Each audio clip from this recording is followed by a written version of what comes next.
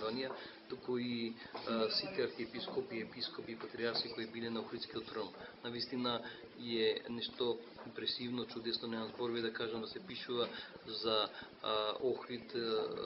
и можеби ќе видите читателот дека книгата е посветена на Охрид, градот на вечноста. Со право го земаме тој епитет вечноста. Навистина кога ќе земете во рака ова книга, кога ќе видите што е содржината со оведниот дел, започнувајќи од првиот век па се до канонското кинување на Охридската архиепископија, навистина ќе видите дека живееме во еден град кој што започнувам со јас со реченицата од крвнатиот дел од рајот што Господ навистина го поставил на земјата. Значи да се живее во овој град, да се твори во овој град, навистина е нешто незаборавно кога ќе видите имињата на сите овие архиепископи кои се на стотина, кои придонесте за Охрид многу,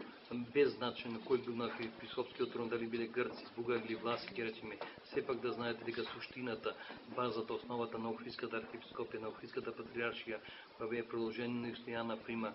па се до низиното неканонско укинување, навистина основната база, јадрото било постојано, секојаш било и останало како денес македонско. Значи, книгата е напишана по околу 40 години од прогласување на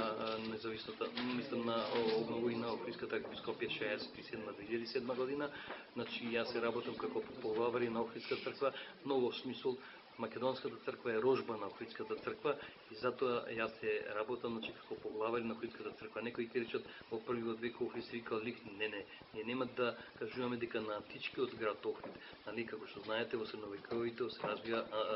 средновековниот Охрид, а Охридските архиепископи ќе забележите се подпишувале со пенкаво зелено, тоа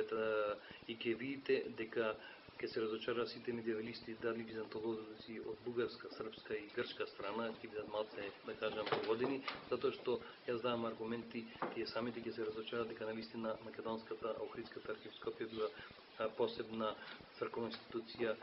која е останала до ден денеска.